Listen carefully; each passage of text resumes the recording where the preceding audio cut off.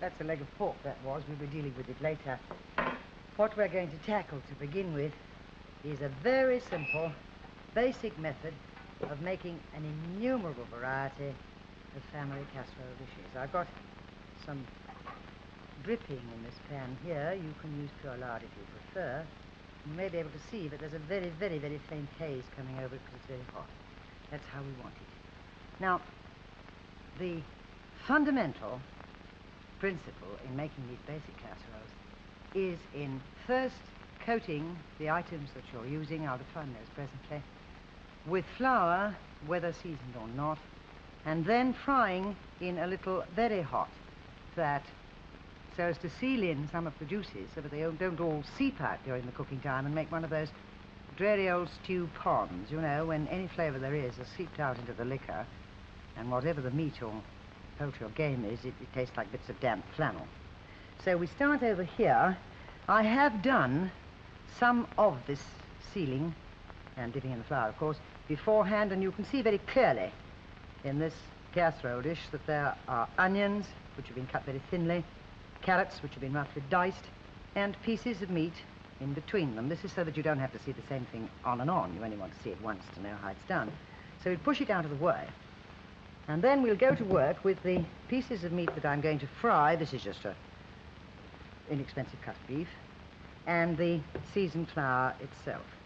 Now, there are two ways of using this seasoned flour. This is an all-purpose one, and for all the year round. And while I turn the meat in here, I'll explain it to you. You see, in the winter, when you can't get fresh herbs, you put up this mixture and you store it in an airtight tin of flour, dry mustard and salt and pepper and paprika and herbs. In the summer, you leave the herbs out, of course, and you use fresh ones in a bouquet garni or faggot of herbs that you've done with me in an earlier program already.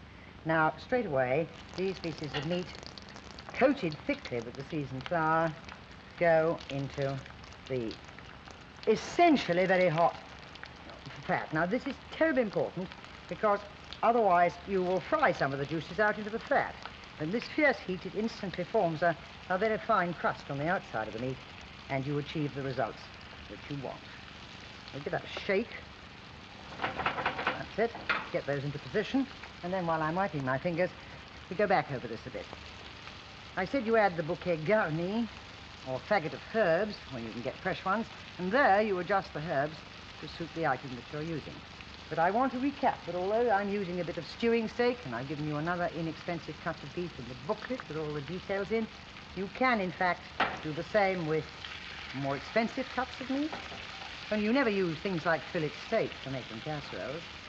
You can use it with a variety, veal, mutton, lamb, beef, and so on, venison. You can also use poultry and game. Now, when the meat is sealed on the one side, you turn it over as I've just done. The whole process doesn't take very long. And then you also do the same with the vegetables. Now, as far as the vegetables are concerned, I'm going to use a little bit more on top of my casserole, which I'm now going to put back, of this mixture of the thinly sliced onions, the diced carrots. But they've been turned in the seasoned flour too, and they have, as you can probably see, already been fried. So we'll hang on to those, turn off our heat, and lift these portions out and put them on top of the ones we've already done in here. Then the rest of the vegetables go on the top, and then you start adding your liquor. Now, one of the fascinating things about casserole cookery, which I want to get established in your minds from the onset, for two reasons. One, because I want you to remember it, and two, because I may forget it myself, is that this is the one kind of cookery, above all others, which improves with twice cooking. In other words, you make up a great big casserole and you have 2/3 of it left. And you don't think to yourself, that'll be deteriorate when I reheat it. In fact, it will be better. So the casserole that is made one day, and part of it eaten or left altogether, and eaten up the next day is the best one. Now you add stock. You add 2/3 of stock and 1/3 of cooking wine. So to illustrate that, we'll stop there with the stock. I've only put this into a bottle because it's easier to use in this particular medium. 1/3 of the wine, not quite up the top, you see. And then, summer or winter, you can all have a few bay leaves in little sprigs. I keep mine in a polythene bag with plenty of air holes punched in it. Otherwise, it tends to mildew and go funny. Put those on the top and then cover it with a lid. And I ask David if he will please take that for me and cook it elsewhere. Now, of course, according to the item that you're using, of meat or game or poultry, you vary the additional things. For example, supposing you want to make a veal casserole with pie veal, you can use little tiny whole onions, and you don't slice them up at all, but you still turn them in flour and fry them for those. You can use baby carrots. You can use mushrooms, whole or sliced. You see, once you've got this basic sealing, turning in flour, sealing in the hot fat method implanted in your minds, you've got a whole range of easy and far more economical dishes than you can make with the very expensive cuts of meat. Let's go and have a look at this when it's cooked. Now, this is sitting on here. And I know it's hot, and you know it's hot now because you've seen the steam. So we lift it out carefully. Now, here I want to make 2 particular points. So, to make them, I'm going to put some of this into a dish. First, check with you that it's identical with the earlier one. There are a couple of larger bay leaves. Sorry, I only used 2 instead of the 3 I put in just now. Now, let's put at random some of this, dredge them up, some of those pieces of the meat in there. Now, I'm going to take these 2 spoons, and I'm going to show you that if sealed and cooked properly, I'll give you the time and temperature in a moment, it cuts like silk with a couple of ordinary tablespoons. That's all I have to do. It is perfectly tender. Let's do it again. There we are. Now, you see that tiny bit. It comes off with the greatest of ease. Secondly, that if you use that seasoned flour and you turn your meat sufficiently thoroughly in it, and you've made your mixture right in the first place, you never have this business of prodding about and finding you've got tremendous amounts of absolutely liquid stuff which has to be thickened with some artificial thickening agent at the end. There it all is. That's why I wanted you to see it. Now let's talk about cooking times for this. As a general rule, I use gas Mark III, which is somewhere about 250, 275. But if you can do a casserole the night before, and you can reduce your oven to very low, then you can leave it overnight. And in the morning, you'll have a bit of a lovely smell around the house, which is not the smell of breakfast, but at the same time, you will have a casserole which has done itself while you've been sleeping. David, will you take both those for me, if you please? Thank you very much. Now, we're staying with casseroles for a minute, because, alas, in this series, I can only touch on the very fringes. I just want to cover that up. You'll see why presently. The very fringes of serious vegetable cookery. There isn't room for everything in one program. And good vegetables are very rarely boiled. Let me illustrate this with a few onions. These should be very, very small. Ideally, they should be shallots. But I'm out of shallots in my own garden, so I've had to get the smallest onions that I can buy, and they're not as perfect as the shallots. However, they do very well for something called onions Monte Carlo. There's a grand French name, oignon à la grecque, but we don't have to worry with that. What interests me here, and I hope will interest you, is the fact that you can serve them both hot and cold, and I'll talk more about that in a moment. What do we do? Oh, it's a very arduous process. Look, you have a little bit of soft brown sugar, the kind that some grocers call pieces. You sift that over. Then you have a few sultanas. Shoot them in. Then, of course, you have a little salt and more pepper. I very nearly always use these milled black peppercorns. That's right. And then you add either a little stock, and I mean a little, that's enough, and a little either sherry or Madeira, or if you want to be very grand, you use all sherry or Madeira. Cooking ones, of course, you don't buy the first quality ones for the job. Now, you then put a lid on, and you then cook slower even than your casserole. I reckon about gas Mark II, which is somewhere around 225, 250. On with the lid. That's all you do. At the end of that time, they should be a lovely, rich brown, and thank you, David, and the sultanas should have swelled up and be all light and puffy. So let's have a look. Another hot lid. There we are. Well, I think you'll agree that they do look rich and they are light and puffy. Let's take the lid off here again, because this is something that is a very mild sweet and sour. You saw I didn't add very much sugar. I had quite a few sultanas. But even the people who don't like the extreme European sweet and sour dishes come out very, very strongly to this. Now, you can leave any surplus that you have. I've got to put the lid back on this, not because it's got anything to do with what we're doing, but somebody's bespoke it here. Not only can you do this, but you see, serving them cold, which is done all over Europe, as an hors d'oeuvre, you can make them into a very grand dish at a huge hors d'oeuvre for a buffet party, or just serve them to the family. And they're extremely good with cold meat and a salad. So that finishes with them. Now, before I go on to the next thing, there's just one point I'd like to draw to your attention here. This method of cooking in not very much fluid, because the vegetables throw their own juices and make more, is one which is gloriously suited to cabbage, which is not always very perfect when it's cooked in a hurry in this country, you know?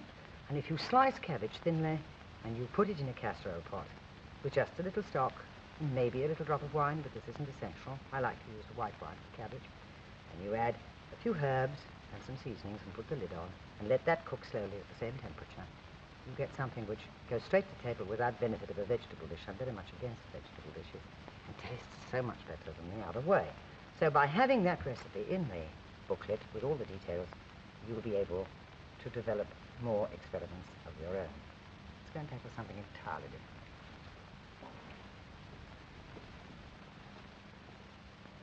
Here is a string of sausages, 1 pound.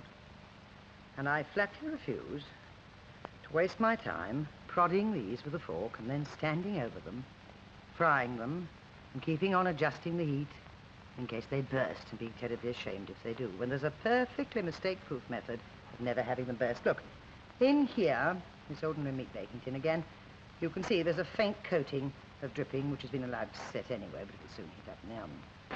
Now, you take your sausages on the string, don't even bother to cut them, you see, and just push them in there on top of that, what becomes about an 1/8 of an inch coating all over the tin when it's melted.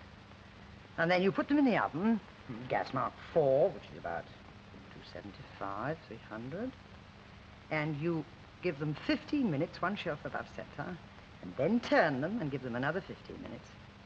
You'll have splendid sausages, and you won't have any fear at all that they will have burst.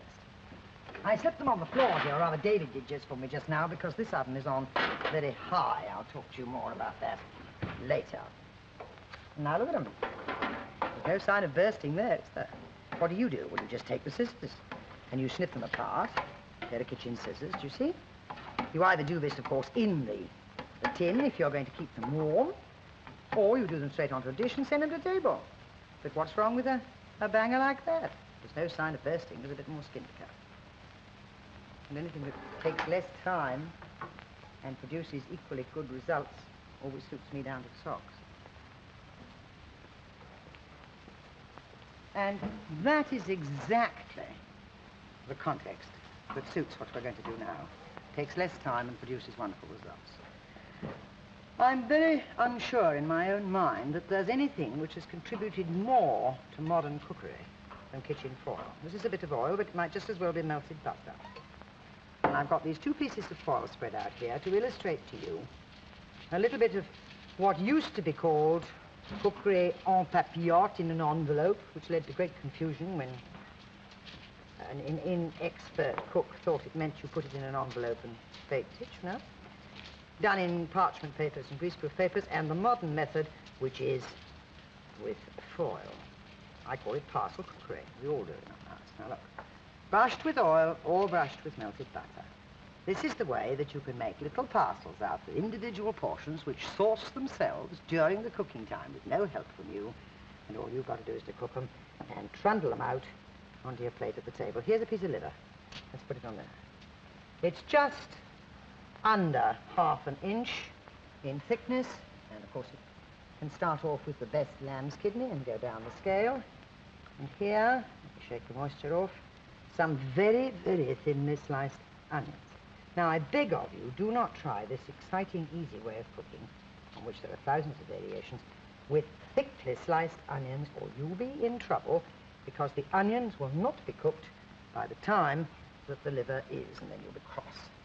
Then, of course, we add a little salt and a little pepper, and then either stock or a few drops of red wine.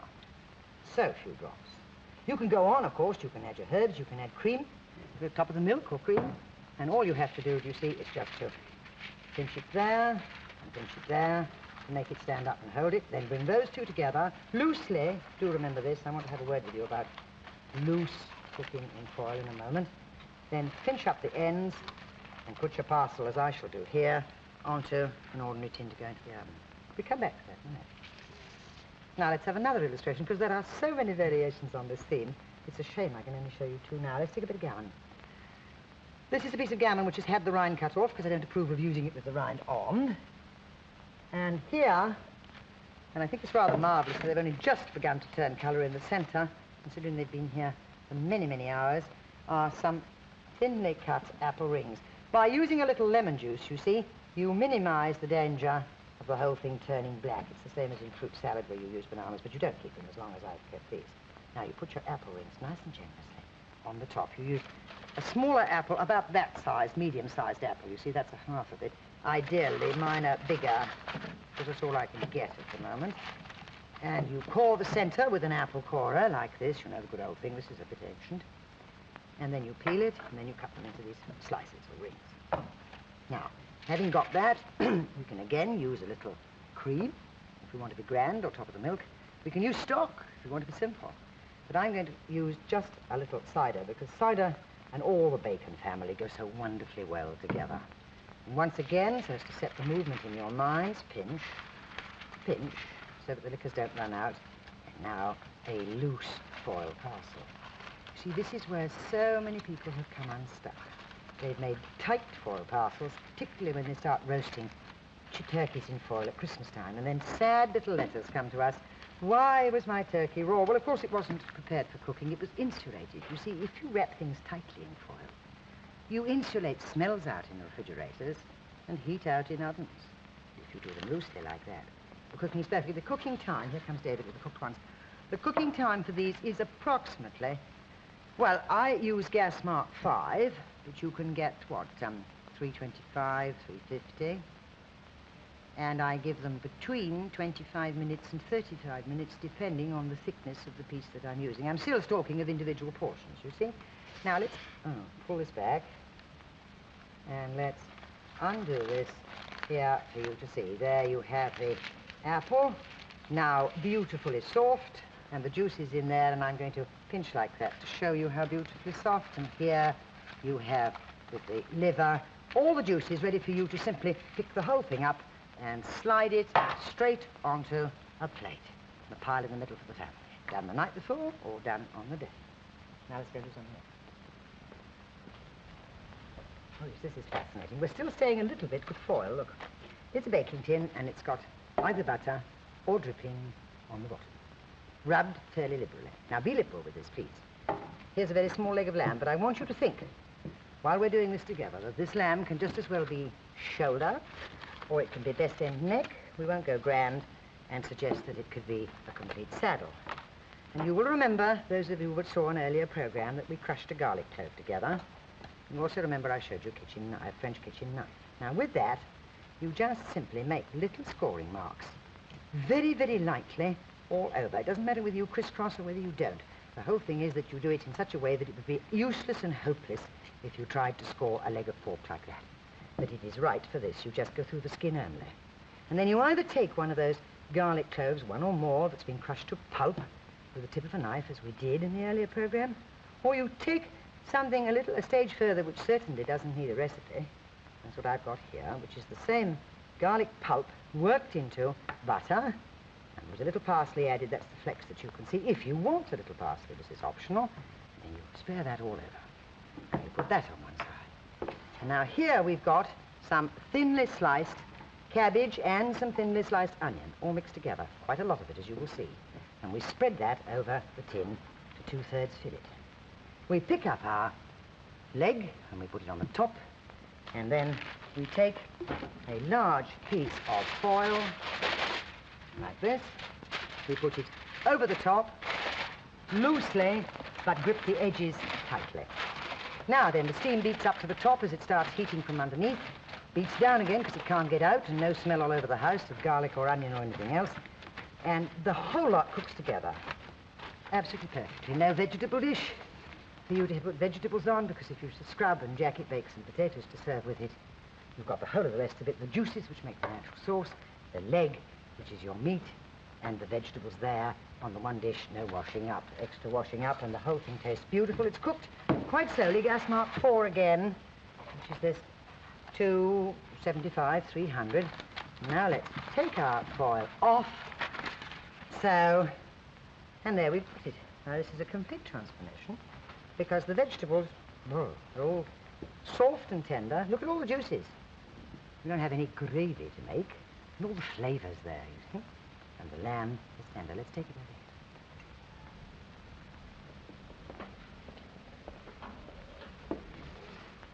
here. Now then, let's pull that plate towards us.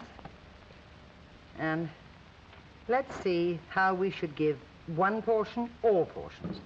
Look, let us take a slice like that and take him out. Now, it is very important that you should distribute the different parts of the meat on each plate. There's your classic slice from the center. Now go right down to the tip bone.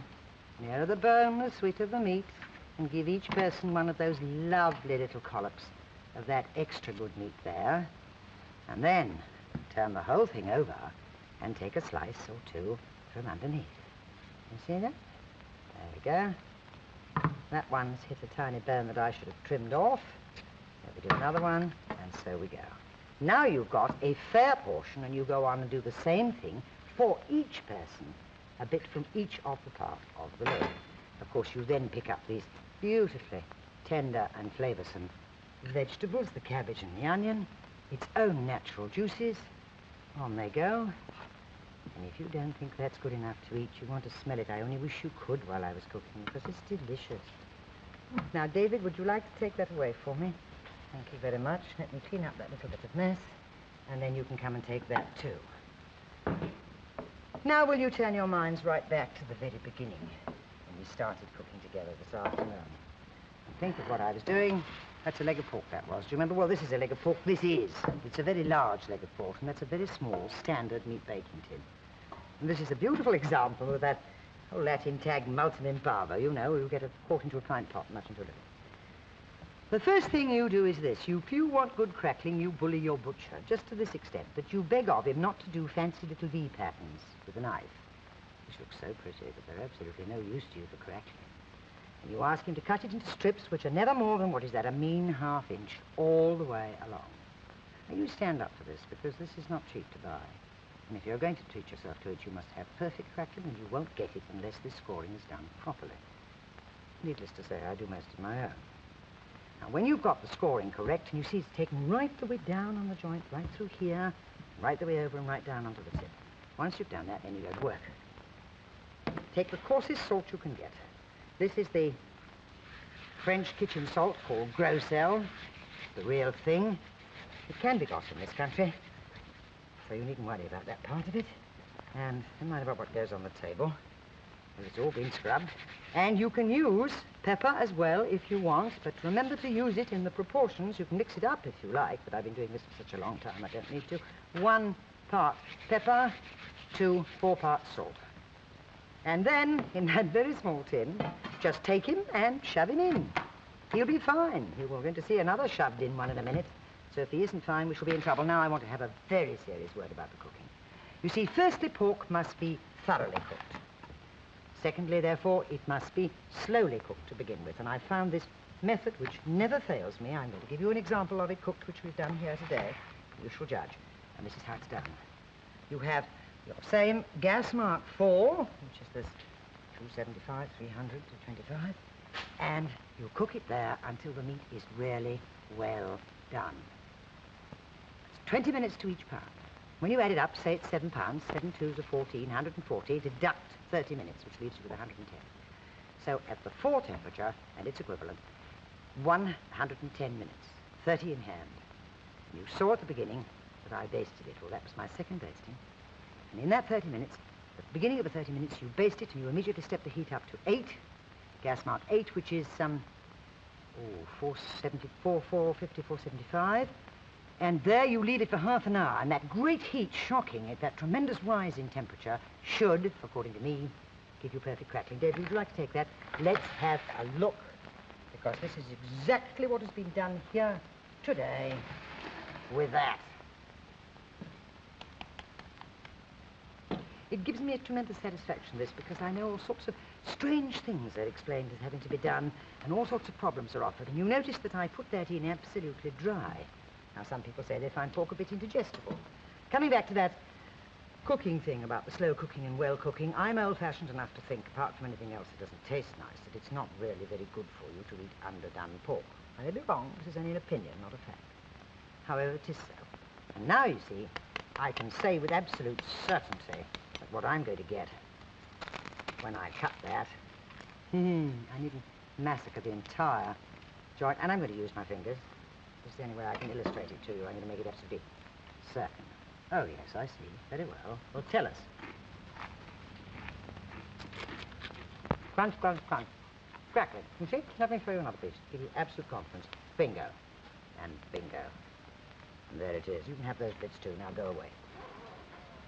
Now, next Sunday at 10 o'clock, we'll be tackling grills and poultry. And in a minute, you'll be hearing all about the booklet, which has details of everything in this series.